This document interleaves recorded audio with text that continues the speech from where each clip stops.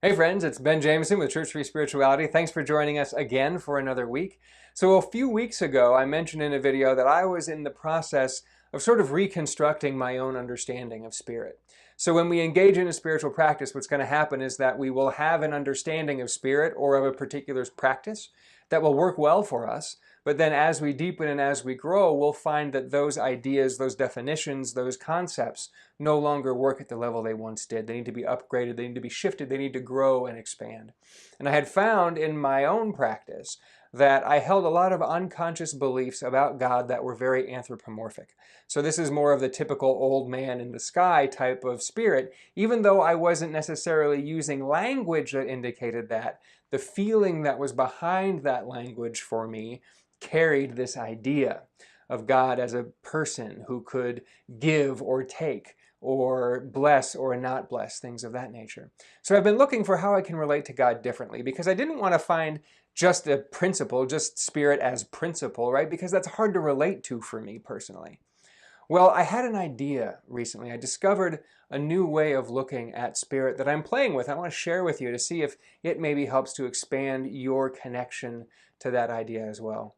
And that's the concept of unconditional, unlimited consciousness. It was in an affirmation that I read, unlimited consciousness is available to me. And I thought about how it would be if I related to spirit as unlimited consciousness. See, I have consciousness, right? You have consciousness. We are conscious. And our consciousness grows as we engage in our spiritual practice. It gets deeper, more expansive, more profound. In fact, there is no limit to the depth of that consciousness. And we know in spiritual philosophy that the consciousness that we have is really not separate from the entire consciousness of all of creation. That it's just the use we make of that one consciousness. So to look at God as unlimited consciousness, something that I am already a part of because I am consciousness itself. I'm not this body, right? This body is different than the body I had yesterday. I'm healing from an injury a little bit, so my body is different than it used to be. It's a different body that I had a couple years ago. A couple years from now, it'll be a completely different body than I have right now, yes?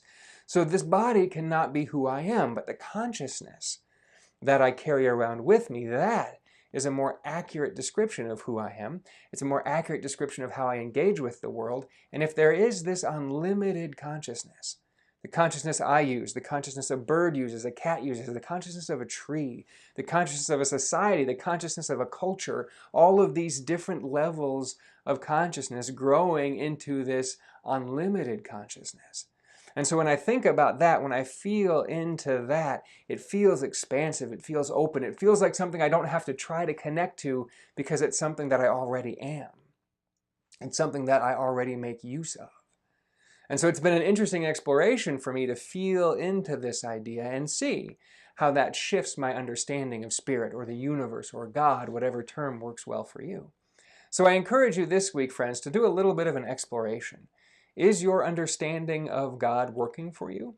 Is there room for growth in your concept? Is there something that needs to be let go of? If so, how does this idea of unconditional, unlimited consciousness work for you? Does it help?